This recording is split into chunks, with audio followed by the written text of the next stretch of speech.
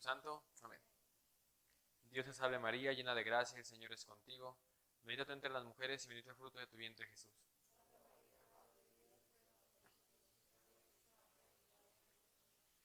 Tu gracia, Señor, inspire nuestras obras, las sostenga y las acompañe, para que todo nuestro trabajo brote de ti como de su fuente y tienda a ti como a su fin. Por Jesucristo nuestro Señor, Nuestra Señora Corredentora, en el nombre del Padre, y del Hijo, y del Espíritu Santo. Amén. Siéntense. Bien, el tema del día de hoy va a estar dividido en dos sesiones, esta y la siguiente, ¿no? Va a ser un viaje por la filosofía y la teología en toda la historia universal, para intentar descubrir qué es lo más propio de hablar, una teología de la historia o una filosofía de la historia. Para quienes conocen estos dos términos, entendemos a priori que la teología de la historia abarca mucho más, ¿no? La teología abarca mucho más que la sola filosofía. Sin embargo, es interesante echarnos un clavado a toda la historia del pensamiento teológico y filosófico para entender en dónde se da el punto de quiebre y en la siguiente clase poder diagnosticar o darnos cuenta de los síntomas de la sociedad moderna a causa de este cambio de pensamiento inducido. Esto es muy importante, no es casualidad, es inducido. Y vamos a intentar diagnosticarlo en esta primera sesión. Bien, cuando hablamos de teología de la historia,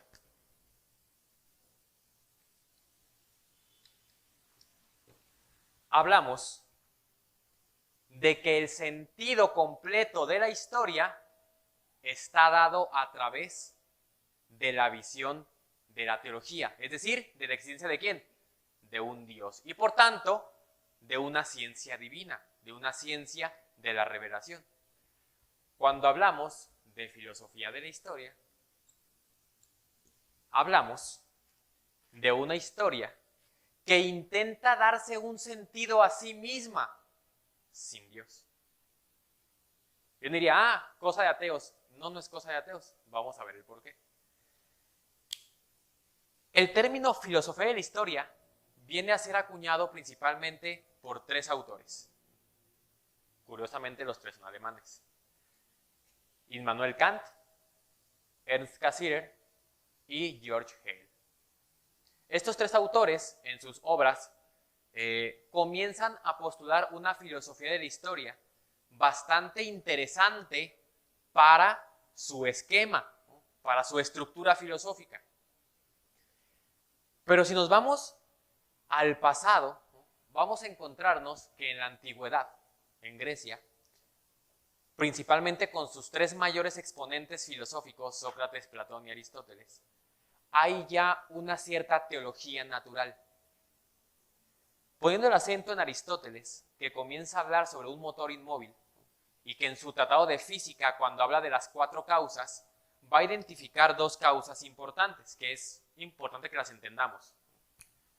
Comienza con la causa material, después la causa formal, causa eficiente y causa final. Particularmente, Aristóteles identifica dos causas que son casi sinónimos. Causa formal y causa final. ¿Por qué? Para entenderlo muy sencillamente. La causa formal es el cómo está hecha la historia.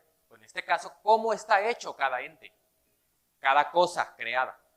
La causa final, el para qué está creada. Sencillo, ¿no? Pero para que pueda cumplir con ese fin, tiene que estar hecha de una determinada forma, ¿cierto? Entonces Aristóteles y después Santo Tomás, perfeccionando su doctrina, va a decir, la causa final se identifica con la causa formal, aunque la distingamos en el estudio. ¿Se entiende esto? Un ejemplo muy concreto. La causa formal del alma, perdón, del hombre es el alma. La causa final es la salvación. ¿Por qué se identifican? Porque la salvación reside como posibilidad en la inmortalidad del alma. Si no fuéramos inmortales en el alma, no tendría ningún sentido hablar de salvación. ¿Se entiende esto? Muy sencillo, ¿no? Entonces, Aristóteles, con su realismo, comienza a dar algunas pautas teodiceicas. La Teodicea es un tratado filosófico que también se llama teología natural y que versa sobre la posibilidad, por medio de la pura filosofía, de descubrir la existencia de un Dios personal. Ojo, de un Dios personal, no de un Dios tripersonal, de un Dios personal. La tripersonalidad va a ser parte de la revelación, no de la filosofía. Nunca, jamás nadie pudo haber llegado a la Trinidad por la filosofía. Es totalmente imposible. Cuando llega la época de la patrística, o la Alta Edad Media, con San Agustín como su principal expositor, San Ambrosio, San Jerónimo, San Gregorio Magno, nos vamos a dar cuenta de que esta teodicea ya tiene o se transforma en una teología revelada. Y se encuentra ahí la principal unión entre filosofía y teología, que son absolutamente inseparables cuando el filósofo y el teólogo son honestos. El asunto es que duró la filosofía agustiniana cerca de 10 siglos, ¿no? Siendo la más importante en la iglesia, hasta que llegó Santo Tomás de Aquino, que bautiza el aristotelismo. Santo Tomás de Aquino, acompañado de su mentor y de su maestro, San Alberto Magno, van a brindar una visión metafísica de toda la realidad. Si bien Aristóteles ya había comenzado con esto, y también San Agustín dio continuidad, pero más basado en el neoplatonismo, del mismo Platón, pero también de Plotino, Santo Tomás, ¿qué va a hacer? Va a retomar a Aristóteles con elementos agustinianos para darle mayor apertura al pensamiento. Todo el pensamiento escolástico constaba de una cuestión principal: la metafísica. De la metafísica se desprendían 3 grandes ciencias: epistemología, antropología y teodicea. Metafísica, lo que está más allá de lo material, de lo físico, de lo natural. Esta visión que tenían los autores de aquello que está más allá de lo material definía si eran capaces o no de conocer. La epistemología es el tratado filosófico que nos habla sobre la capacidad que tiene el hombre de conocer. Primero, ¿el hombre es capaz de conocer, sí o no? Sí. Segundo, ¿qué conoce? La verdad. Tercera pregunta, ¿la verdad existe? Supongamos que existe, ¿cómo se comprueba? ¿Se entiende? Todo esto para poder entender si el hombre puede o no conocer. Si el hombre puede o no conocer, se da cuenta de que es un yo que interpela a la realidad y se encuentra superior a todo el orden óntico, el orden de lo creado, y por tanto se va a estudiar a sí mismo. La antropología, la filosofía del hombre, antropos, hombre en griego. Y una vez que encuentra todo esto, es capaz de descubrir que hay un Dios, aunque no sepa ni cómo se llama, pero sabe que hay un Dios y que es un Dios personal. ¿Por qué personal? Porque está en constante relación con su creación. ¿Cómo? Sosteniéndola. No creemos en el Dios cartesiano, que inventó un reloj, empujó el péndulo y se desentendió de él, que es el mismo de los masones y que es el mismo de gran parte de la jerarquía moderna. Este pensamiento teodiceico, antropológico y epistemológico derivan del pensamiento metafísico. Estas 4 materias eran como el cuerpo de pensamiento más sólido de la escolástica. Evidentemente, la historia tenía un sentido específico. No ocupaban buscarle ni 3 ni 5 pies al gato. Sabían perfectamente a dónde íbamos. Y ese es el tema de hoy, ¿no? Teología o filosofía de la historia. ¿A dónde vamos? Sabían perfectamente a dónde caminaba el hombre.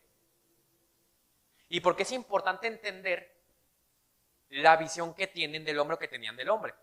Que tenemos y debemos de tener del hombre. Un perro o una manada de perros, de lobos, una parvada de pájaros, un ganado de vacas, ¿puede hacer historia?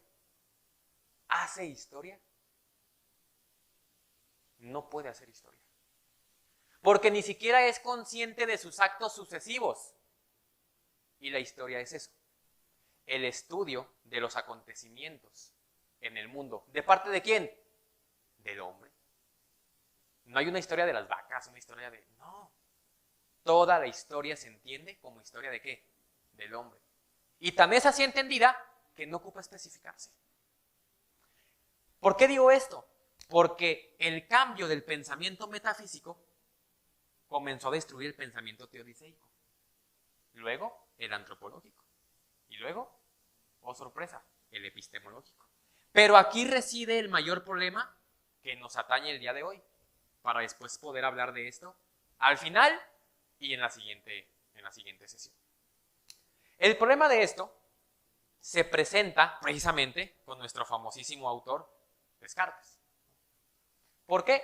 Porque él comienza a hacer una visión distinta y racionalista de la realidad y por tanto de Dios.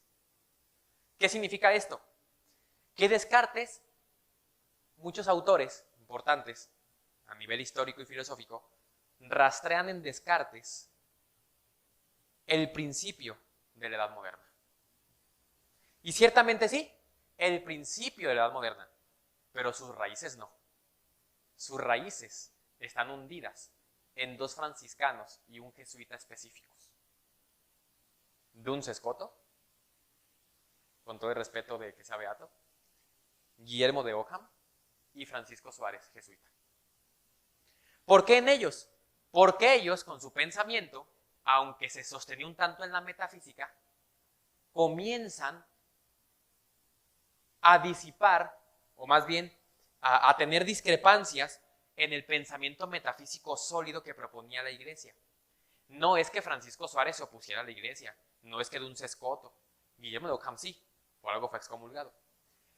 Pero lo importante aquí es entender cómo comenzaron a variar un poquito esas doctrinas teodiceicas y antropológicas, y por ende metafísicas, que llevan a un pensamiento de Descartes en donde la materia y el espíritu son dos cosas totalmente separadas. Y aquí vamos a encontrar el principal problema que nos llevó a esta filosofía de la historia. Para Descartes, el espíritu es la res cogitans, la cosa pensante, la cosa que piensa, quiere y se relaciona. La materia es la res extensa, la cosa extensa, medible, cuantificable. El problema de Descartes es que comienza a explicar todo esto, ¿no? Y aquí el problema de ser matemático y hablar de una ciencia que no es la tuya, que es la filosofía, ¿no? O sea, cuando ven a un ingeniero hablando de filosofía, no le hagan caso, déjenlo hablar que hable como loquito, pues no le hagan caso. Sus términos le alcanzan para explicar la materia en sí misma y el espíritu en sí mismo, pero no le da para explicar la relación entre ellos dos. ¿Y en dónde se encuentra la relación, al menos creada, más perfecta entre materia y espíritu? ¿En dónde creen? ¿En qué? En el hombre, unidad sustancial de cuerpo y alma, de materia y espíritu. Es decir, Descartes, con su visión matemática de la realidad, lo primero que dividió fue al hombre. Y si yo no me conozco como hombre, no me reconozco creado. Por tanto, pasivo respecto de un activo, que es el creador, Dios. ¿Se entiende dónde está el punto de quiebre? Después llega otro, más osado, con la lengua, pero más corto en inteligencia, que conocemos como Immanuel Kant. Y este hombre va a acabar por darle en la torre al pensamiento metafísico. Kant lo que hace es situar las categorías de la realidad, que son las categorías aristotélicas, ¿no? Substancia y los 9 accidentes, ¿no? Cantidad, cualidad, relación, situación, acción, pasión, etc. Y las va a situar adentro de la mente del hombre. Es decir, no es que la pared sea blanca, es que la naturaleza humana la ve blanca. ¿Se entiende el cambio? El pensamiento realista situaba el sostén de la realidad, el fundamento de la verdad en la realidad. Kant no va a negar que podamos conocer, va a negar la forma en la que conocemos.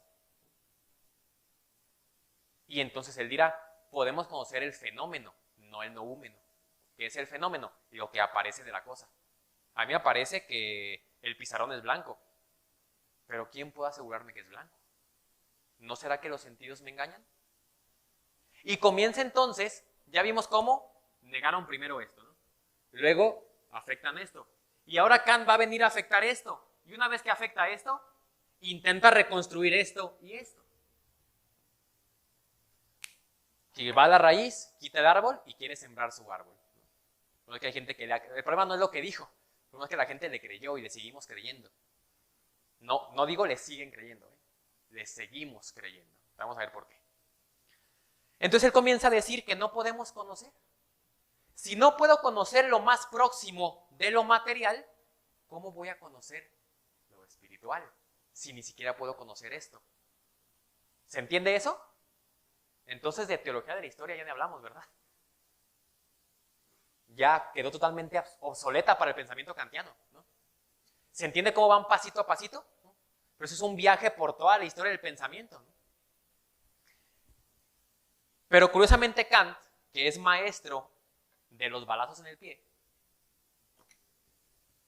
en su tratado sobre los principios de la historia de la filosofía para una sociedad cosmopolita, va a decir lo siguiente.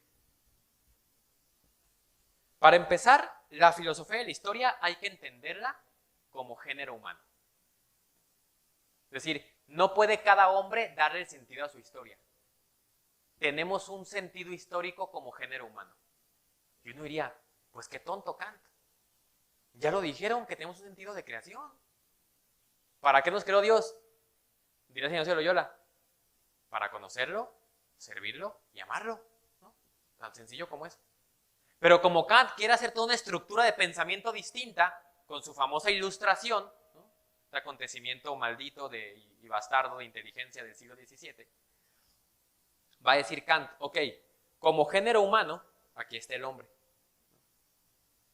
Y va caminando en una consecución de actos, ¿no? Que llamamos historia. La historia está hasta acá. Y aquí es el fin de la historia. Sabemos de dónde venimos, pero no a dónde vamos. Y aunque sabemos de dónde venimos, hay que renunciar, porque eso es lo que nos ha limitado a llegar al fin al que vamos. ¿Se entiende? Y él dice, cuando lleguemos aquí, la naturaleza, y lo pone con mayúscula, la naturaleza nos va a decir cuál es nuestro fin último. ¿A qué se estaba refiriendo Kant con la naturaleza? Nos va a decir. ¿La naturaleza habla? Su mismo pensamiento histórico le exigía a un ser inteligente que nos dijera para dónde. Estaba balbuceando a Dios, al mismo que él quería ocultar. Yo digo que es maestro de los balazos en el pie. Pero jamás va a decir Dios. Para Kant, Dios es la idea más perfecta que puedes generar en la cabeza. No captar la realidad. La idea más perfecta que puedes generar en la cabeza. Un Dios idealista, un Dios que te fabricas tú mismo. Entonces dice, la naturaleza nos va a decir qué sigue. ¿No estás viendo al pasado qué sigue? Con eso puedes rastrear lo que sigue. Eso es clarísimo, ¿no? Pero Kant quería prescindir del pasado para poder explicar el futuro, cuando aún sin el pasado estaba balbuceando a Dios. ¿Hasta aquí vamos claros? Luego llega un discípulo suyo, no más inteligente que él.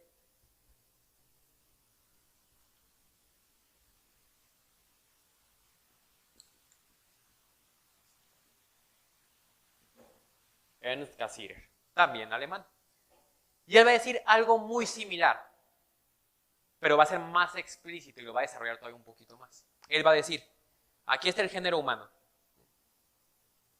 pero el género humano no tiene naturaleza. ¿Qué es la naturaleza? La naturaleza es la esencia en cuanto a principio de operaciones. El por qué actuamos así. La esencia, ¿qué es? Lo que te hace ser eso que eres y no otra cosa. Y por eso operas como operas, actúas como actúas, haces lo que haces. Y él dice, no hay una naturaleza fija en el hombre. El hombre se hace ¿en qué? En la historia. En la historia. ¿La esencia del hombre existe? Dice él, sí, pero no como algo estático, sino que el hombre se va formando de toda su historia. Si el hombre se va formando de toda su historia, ¿cuál es la conclusión? El hombre puede ser lo que quiera ser. ¿Se entiende eso? Entonces va a decir, no hay naturaleza, hay historia. Entonces, voltea a ver todos los pasajes de la historia y dice, el hombre es muy cambiante. El hombre es muy cambiante. Tenemos que llegar al final de todos los cambios para evaluarlos todos y ver para qué estábamos hechos. ¿Se entiende? Bien. Después va a haber alguien, un español, que muchos ponderan como si fuera muy inteligente, Ortega y Gasset. Ortega y Gasset va a decir lo mismo que Cassirer, pero él se va a atrever a decir que hay que cambiar todo el cuerpo de pensamiento metafísico. Hoy es tiempo de que el hombre sea heraclitiano. Y la filosofía de Heráclito era que todo se mueve. Todo se mueve, todo es fluctuante. El hombre tiene pura historia. Y conforme el hombre va caminando, el hombre de hoy es diferente al de ayer. Y así. Entonces, ¿de qué me sirve conocer la historia del hombre primitivo si yo soy otro hombre? ¿Se entiende la ruptura que van haciendo? Y si se da esta ruptura en la historia, se da una ruptura hasta el inicio de la historia, que es el momento de la creación. ¿Se entiende eso? Bien. Y después llega otro, para entender el último que nos interesa rastrear.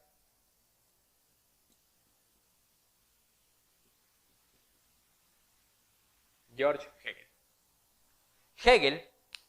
Hegel fue tan osado que fue capaz de decir, conmigo termina la filosofía. Después de mí, ya no hagan filosofía, yo ya expliqué todo. Ah, sí, pero lo dijo, ¿eh? Lo dijo. O sea, se la creyó. Parte de tonto creído, ¿no? George Hegel va a decir, el hombre en efecto tiene historia.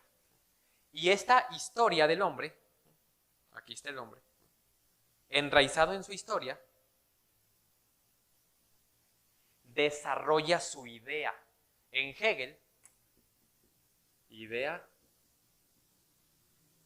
pensamiento y espíritu son lo mismo. Son lo mismo.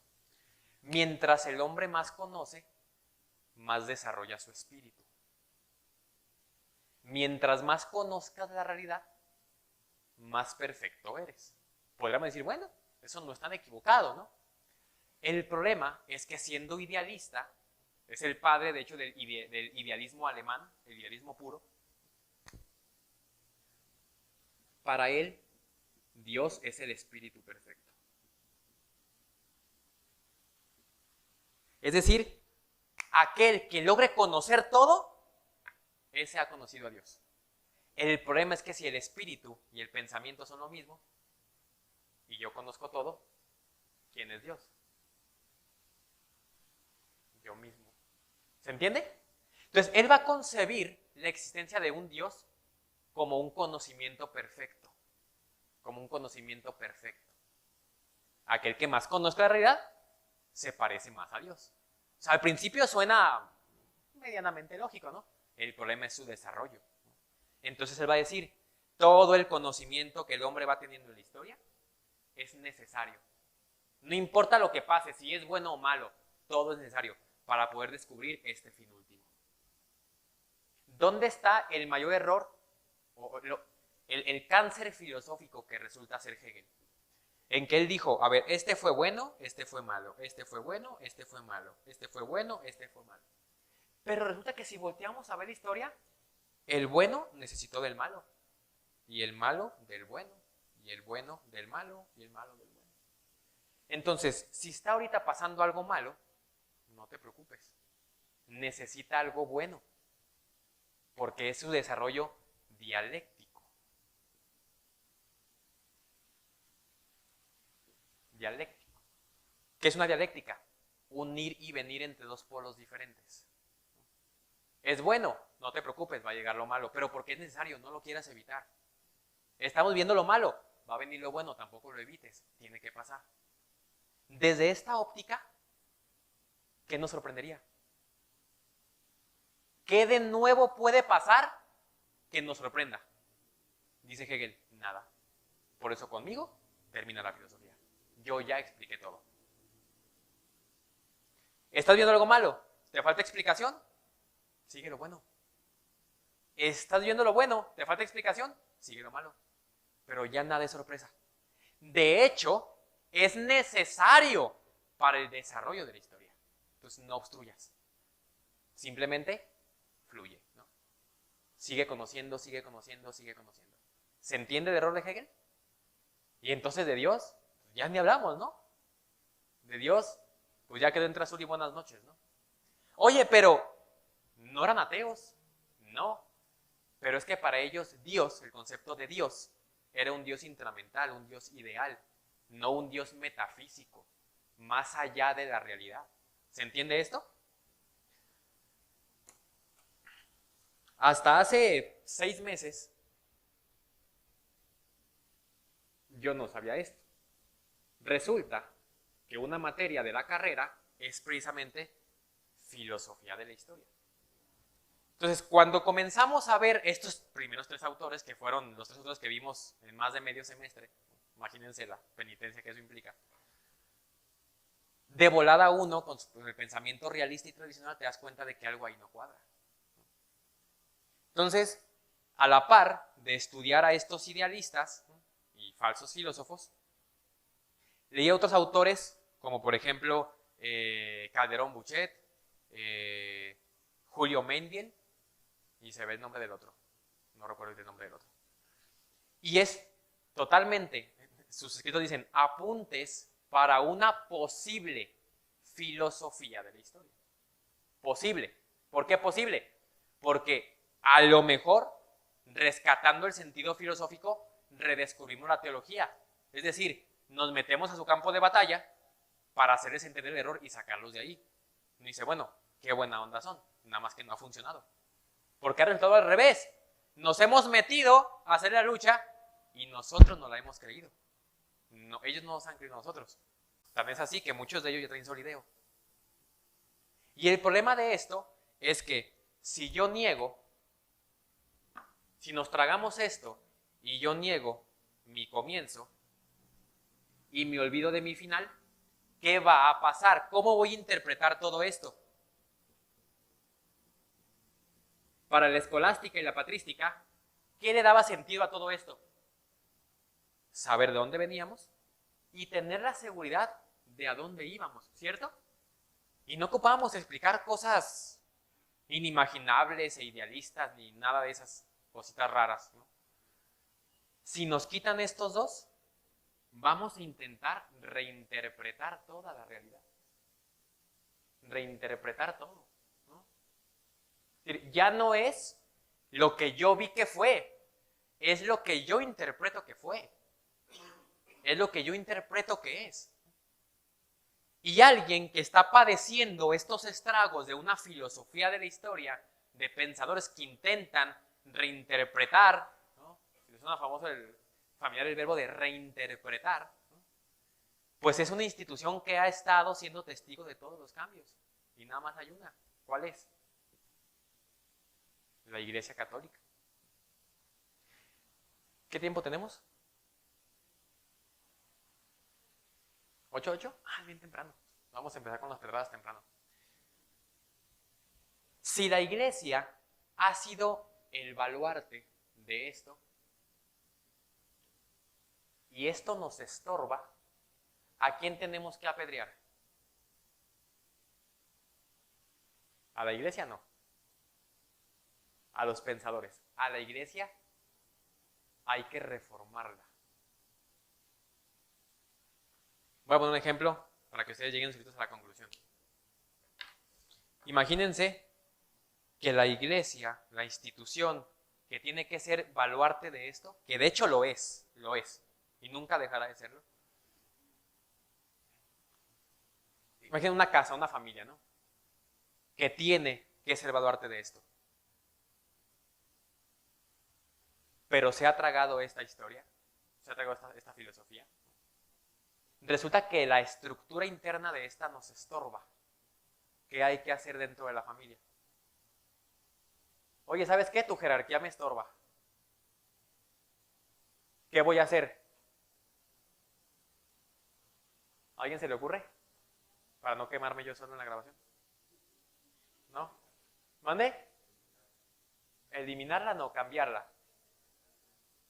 Reinterpretarla. La iglesia ya no es jerárquica, ya es sinodal. Porque la estructura anterior no me sirve para ponerle un fin nuevo a la historia. ¿Se entiende eso? ¿Sí se entiende eso? No es un intento de pastoral moderna. Es lo más viejo que existe y se llama revelación de Satanás. ¿No le gustó la estructura? Hago la mía. Nada más que ahora lo hacen desde dentro, ya no desde afuera.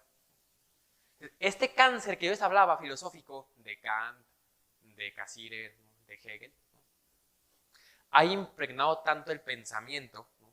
Dicho sea de paso, son alemanes, ¿no? Gran parte de los teólogos conciliares fueron alemanes. Viene a generar estragos de los que incluso muchas veces no somos conscientes. No somos conscientes. Esta falta de conciencia al respecto hace que caminemos con el mundo, pareciendo que somos del mundo.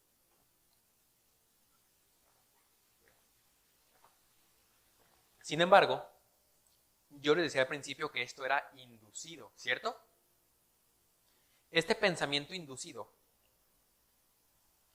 que algo sea inducido implica que alguien lo quiere, que alguien lo va metiendo poco a poco, ¿no? Esto se entiende desde el pensamiento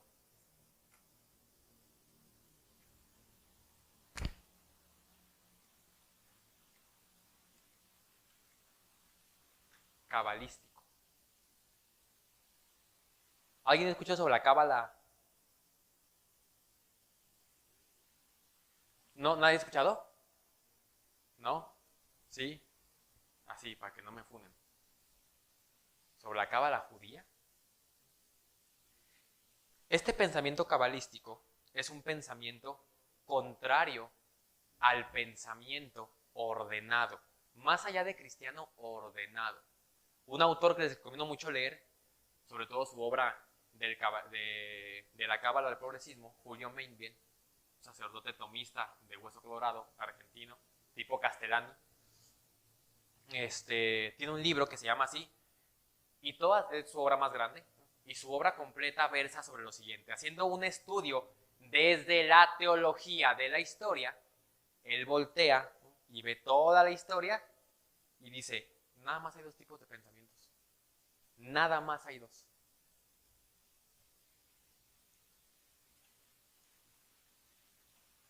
El cabalístico y el cristiano. No, no es cierto. Estos son judíos y estos cristianos. ¿Y dónde entra Hegel y Kant? Si no eran judíos. Que en el desarrollo de este pensamiento van entrando todos. Y el primerito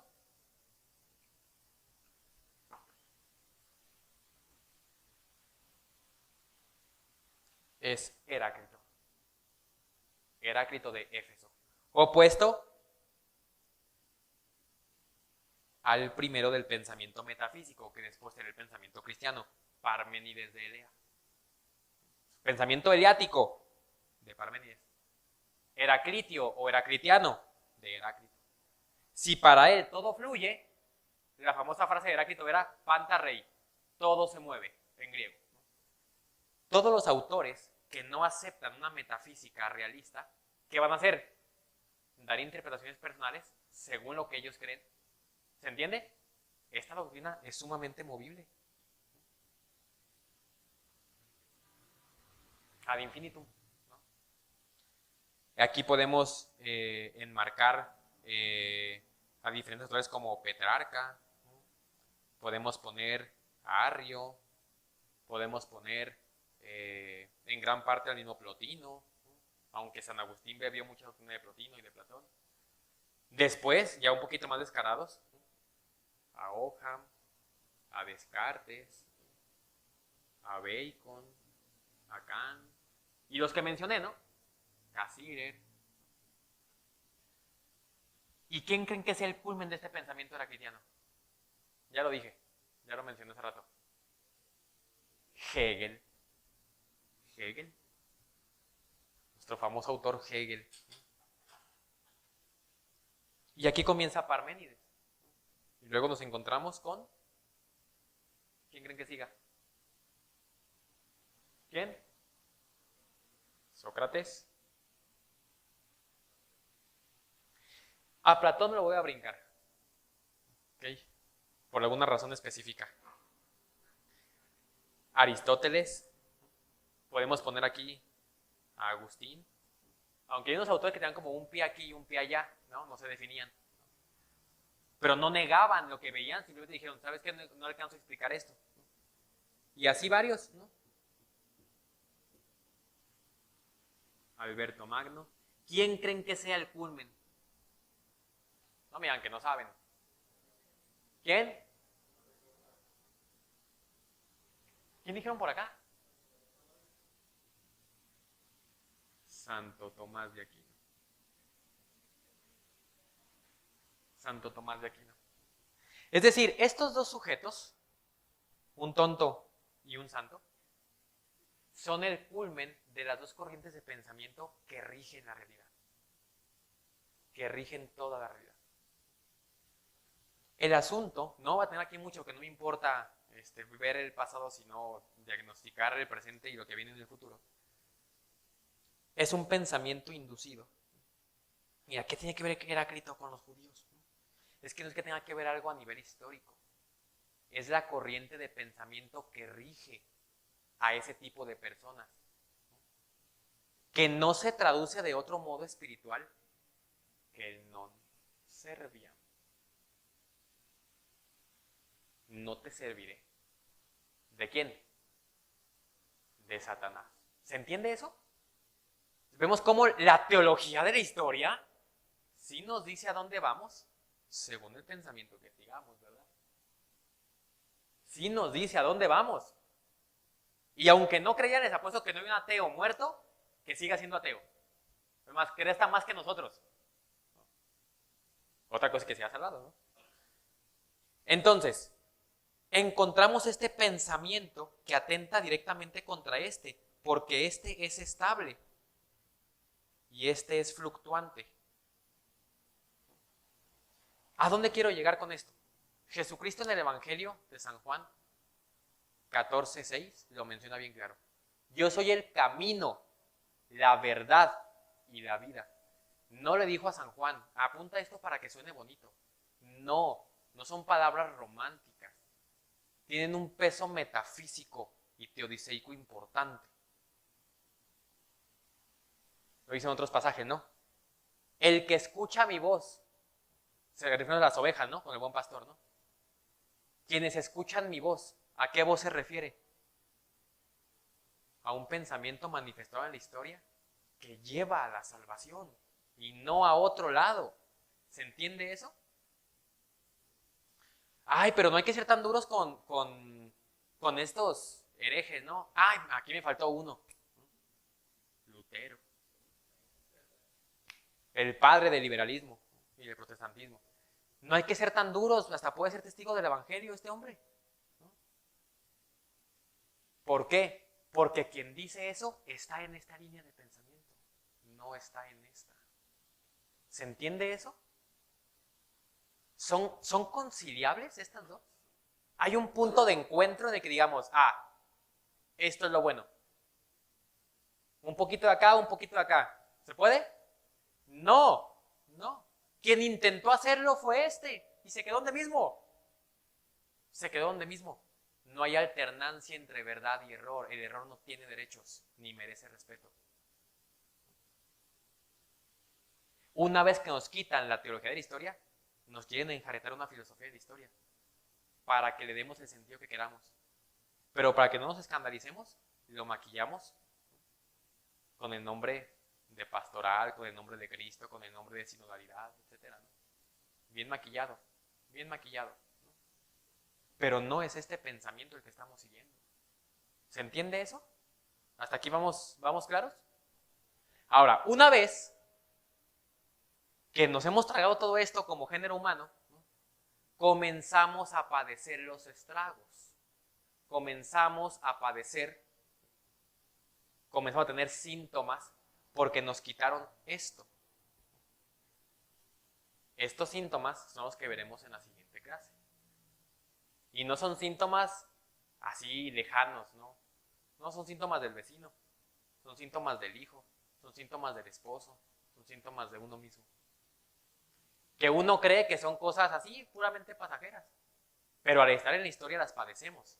El asunto es permanecer fiel a esto, aun cuando el mundo propone esto. Y de hecho, te hace padecerlo. Pero ahí reside también la posibilidad del sacrificio, de la salvación. ¿Se entiende por qué dije inducido? Hay toda una corriente de pensamiento desde antes. Si alguien dice una herejía actualmente, una herejía nueva, ¿creen que sea nueva? Solamente están masticando esto como las vacas que remastican su comida. Y le están poniendo nuevos nombres y nuevos nombres. Nada más que los nombres de antes quedaban afuera de la iglesia. Hoy a veces quedan adentro. Es importante de captar. Es importante que captemos eso. Cuando se comienza a captar con este pensamiento, no hay ninguna forma de compaginar con esto. No hay, no existe. Una mente ingenua va a querer buscarla. Una mente inocente va a aceptar que no la hay. No es lo mismo ser ingenuo que ser inocente. Ser inocente no tiene maldad. Ser ingenuo es conocer la maldad y que te valga. La inocencia aquí anda, la ingenuidad anda acá. Cuando quieren juntar estos dos, aquí se quedan. Aquí se quedan. Aquí se quedan. Esto como género humano. Veremos después los síntomas tanto como género humano y cómo lo padecemos también individualmente. Bien, dudas, preguntas. Veremos además de los síntomas el cómo volver a la teología de la historia, el cómo se vuelve a la teología de la historia. Christopher, espérame poquito, vamos a pasar el micrófono para que se escuche.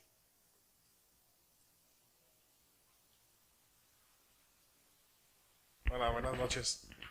Creo que también otro de los filósofos cabalísticos, o que entrarían en ese rubro, aunado a los que ya has mencionado, podría ser Nietzsche, ¿no? También. Totalmente. Es el de los grandísimo representante del cabalismo. Sí, ¿no? Y con su obra del anticristo y todo eso, ¿no? Nietzsche, sí, Locke, Hume, todos ellos. Exacto. Pero sí, Marx, Engels.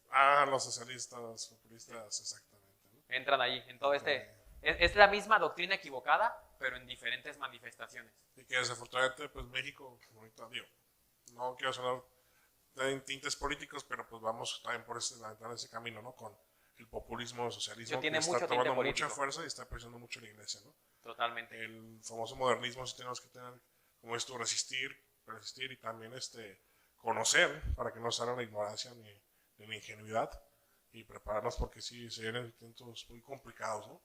Con esta presidenta también judía, bueno, cuasi judía, porque dice que ni siquiera la profesa, pero sí puede estar complicado, pero sí. De hecho, la dimensión política es una evidente manifestación del pensamiento cabalístico. ¿Alguien más? ¿Dudas, preguntas? Podemos concretar el pensamiento cabalístico para dejarlo, acotarlo un poquito y poderlo entender o digerir.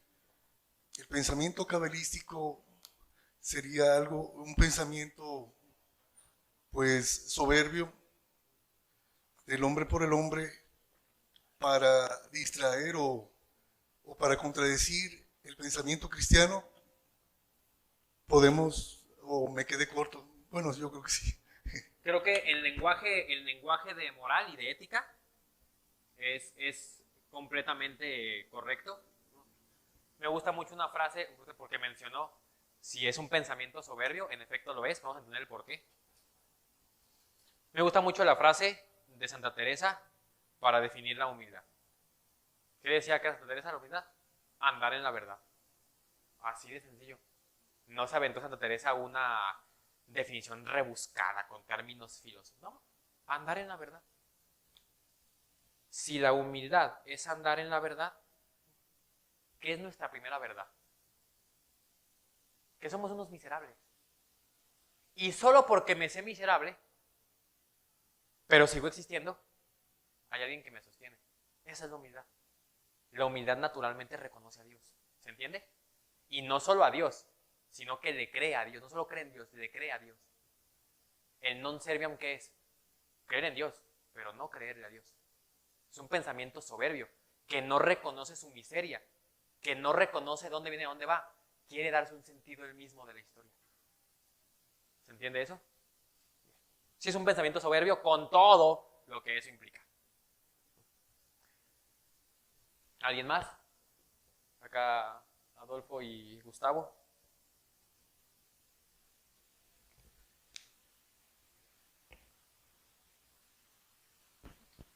Gracias. Solo como para entender, por ejemplo, en la teología de los hindúes, ellos tienen a Brahman, Vishnu, Shiva.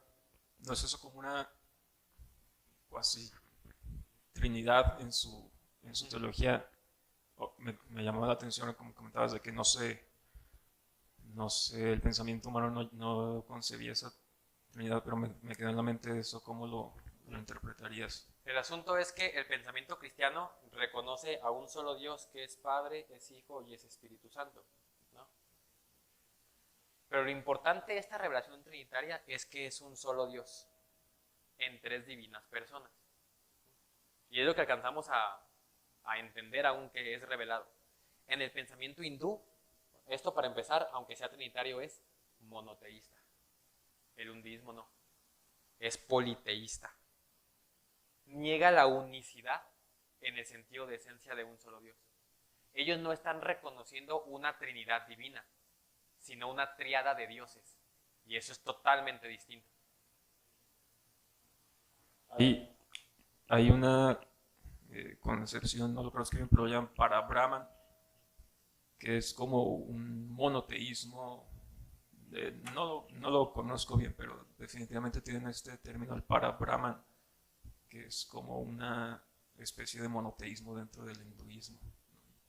De ahí salen pues toda su infinidad de dioses. El asunto es, a ver, si entendemos eso como un monoteísmo,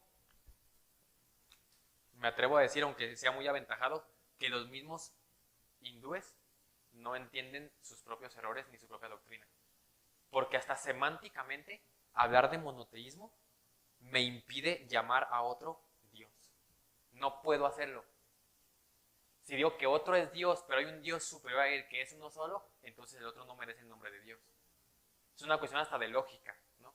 El asunto es que en el pensamiento oriental, tanto en el hinduismo como en el budismo, su metafísica es una metafísica nihilista, es decir, de la nada. ¿Por qué de la nada? Porque toda su doctrina no alcanza a explicar comprobablemente de dónde venimos y a dónde vamos. Esa es una de las inconsistencias del pensamiento politeísta. Y más específicamente que al hablar de un politeísmo en donde todo es Dios, si nada es superior respecto de otro, entonces no solo hay muchos dioses, es que entonces tampoco hay Dios. Suena contradictorio porque acabamos de afirmar que tienen muchos dioses. El problema es que en un pensamiento correcto, eleático, este pensamiento es el pensamiento de la nada. Spoiler, es uno de los síntomas de la sociedad moderna. Gracias. Gustavo. Bueno, yo tengo una duda en cuanto a estas dos líneas de pensamiento muy interesantes, en donde pues pudiera entrar la psicología, ¿no? Y bueno, más bien va ahí esa duda, porque ahorita hay muchas corrientes psicológicas. Yo soy psicólogo y yo me voy más por el lado humanista, más del sentido de vida, de la logoterapia, de Viktor Frankl. Pero sí se me hace muy interesante como, más en la actualidad, como ya ahorita toda la parte psicológica está muy contaminada con muchas ideologías, con muchos temas, hasta combinar la parte espiritual con la parte mental, psicológica. Entonces a mí se me hace interesante pues, saber tu opinión y en cuanto a en la parte histórica del inicio de la psicología, cómo, por qué, para qué. Bueno, el inicio de la psicología, si somos honestos con la historia, comienza con las confesiones de San Agustín. Ese es el verdadero nacimiento de la psicología. La psicología, como ciencia establecida modernamente, no nace ahí. Nace en los siglos pasados. Y ese es uno de los problemas de la psicología, que siendo una ciencia moderna, quiere explicar cosas y negar cosas cuando ella aún no existía. Eso es por demás una reverenda estupidez, ¿no? Es el problema de las ciencias modernas. Ahora, dentro de la psicología hay diferentes corrientes, tú sabrás mejor que yo, ¿no? Entre ellas una cabalística que pondera mucho en realidad, que es el psicoanálisis. Es una corriente cabalística a más no poder, ¿no? Comencemos por el primer o el más famoso psicoanalista, ¿no? Todos sabemos quién es, Sigmund Freud, ¿no? Que ya es superado, que esto, que el otro, pues ni tan superado, porque siguen las corrientes que emanan de él, ¿no? Es un pensamiento que reduce al ser humano a la pura sexualidad. Ya desde ahí empezamos mal, ¿no? Pero ¿a qué voy con esto? Podemos ver también a Jung, por ejemplo, ¿no? La logoterapia, ¿no? De Viktor Frankl, ¿no? Su libro El hombre en busca del sentido, que es 60% victimismo judío y 40% psicología. ¿Qué es lo que hace? A mí me parece que el trabajo de Frankl es algo respetable en cuanto a psicólogo, no en cuanto a historiador. Pero en cuanto a psicólogo, me parece que diagnostica muchas cosas importantes y hay una cierta raíz de volver a la teología de la historia, ¿no? Con esta cuestión del bloqueo espiritual como bloqueo psicológico, ¿no? De ahí que la logoterapia sirva hasta para ateos, en el sentido de que se habla de una dimensión espiritual, aunque no le ponga nombre, ¿no? Cosa que contradice incluso su visión judía, pero bueno, ¿no? Sin entrar en las contradicciones del propio autor, resulta ser que ahí hay un cierto destello de la vuelta a la teología de la historia. No sé si se dio cuenta, supongo que no, pero ahí hay como destellos, ¿no? El tema de la psicología es muy curioso porque hoy en día lo que llamamos psicología, ¿no? El término psique, ¿no? De la psicología, ¿no? Nos da a entender que es un tratado pensamiento, ¿no? Del alma, ¿no? El asunto es que la psique era el pensamiento, ¿no? O el alma en el pensamiento griego como mente, no como forma sustancial. Eso es importante de distinguir, ¿no? Entonces, para resumir el problema de la psicología moderna, ¿cuál es el problema de la psicología moderna? Que quiere explicar al hombre desde una sola de sus dimensiones. Y eso es imposible. Eso es totalmente imposible. Nadie puede explicar un aparato creado desde una sola de sus funciones. Tiene muchas más. Si la psicología quiere ser una ciencia verdadera y no un cientificismo, tiene que beber de sus verdaderas y principales fuentes. Y hay algunos autores, como este doctor, no recuerdo el nombre, siempre se me ve el nombre, no recuerdo si es Agustín Chavarría o Martín, es un argentino me parece, un doctor en psicología que ya está desarrollando un pensamiento psicológico basado en Santo Tomás de Aquino, que también es un maestro de la psicología si sabe leer con lentes de psicología, ¿no? Y otro autor que también me parece muy bueno a nivel psicológico es el venerable Monseñor Fulton J. Sheen, que en su libro de Son los que se casan, aborda una parte de la psicología que sitúa la psicología en orden a la metafísica y parece ser muy buena postura. Igual tocaré un tema de psicología en la siguiente sesión. ¿Alguien más? ¿No? Sí, regálame tu definición de cabalístico. Cabalístico. Pensamiento judío y anticristiano. Con todo lo que eso implica. Vicky, acá tienen el...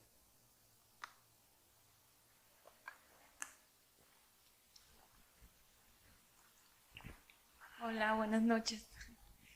Ángel, fíjate que este es un mero comentario, ¿verdad? Y brevemente quiero comentar que yo siempre me preguntaba por qué en el seminario abordaban autores como Santo Tomás de Aquino, Aristóteles, todos estos grandes filósofos. Y yo he llegado a escuchar comentarios, desgraciadamente, de sacerdotes diocesanos que se cuestionaban esto, ¿no? Que renegaban un poquito de parte de su formación, la formación que ellos recibieron en el seminario. Y ellos, pues, alababan, ¿no? A los autores, pues, de la cabalística.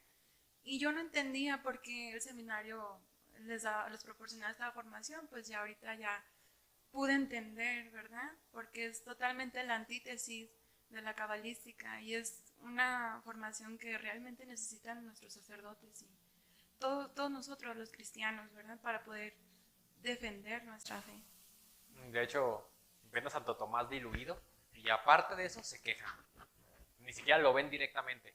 Lo ven a través de autores modernos como Rahner, como Balthasar, como Kuhn, como Ratzinger. Y no es lo mismo leer a un autor y leer lo que dijo el autor que leer lo que dicen que dijo el autor. No es lo mismo, ¿no? Se quejan de eso diluido. Ahora si lo oyeran directo, yo creo que se vayan en gasolina y se prenden en ese momento. Por acá tienen una pregunta.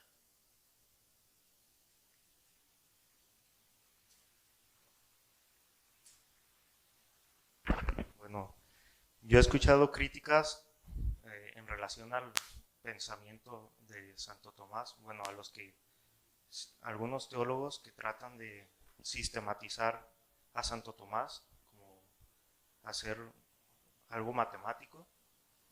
Entonces, ¿cómo buscar, o si hay que buscar que fluya, o que una evolución en el buen sentido, o un progreso en el buen sentido de Santo Tomás, sin caer en el otro pensamiento de Heráclito?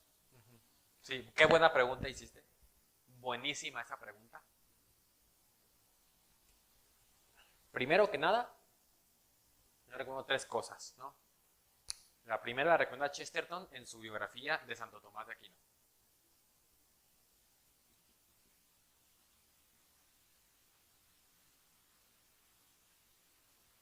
Fiel al sentido común. Dice Chesterton, Santo Tomás de Aquino fue santo porque fue fiel a que el palo es café. Y tú dices, qué tontería. Yo cuando lo leí la primera vez, iba en el camión rumbo al trabajo y dije, Chesterton aquí traía sueño o algo, ¿no? No, te lo explica el porqué. Si tú eres fiel a esa verdad más pequeña e insignificante y nunca la traicionas y así vas poco a poco, vas a ser fiel a la más grande. Santo Tomás es el filósofo que explicó magistralmente el sentido común, que se traduce como realismo. Segundo, leer a Santo Tomás. Directamente, léelo directamente. No pasa de que en el primer mes te quebres la cabeza y después lo entiendes. Pero te quebras la cabeza porque es muy denso, no porque es mentiroso. Uno lee a un alemán y tú dices, ¿qué carajos dijo? Pero no es porque sea muy difícil, es porque son mentiras y tu intelecto las repudia.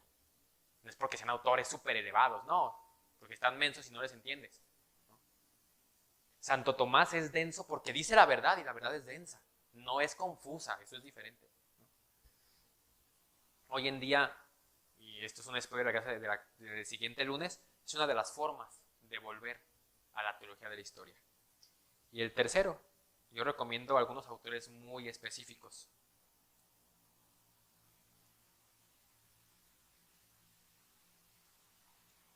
Garrigou Lagrange,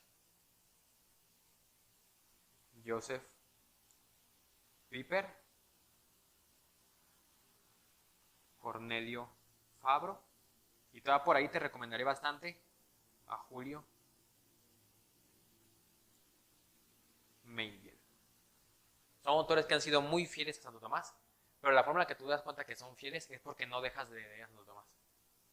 Te das cuenta del desarrollo orgánico de su doctrina.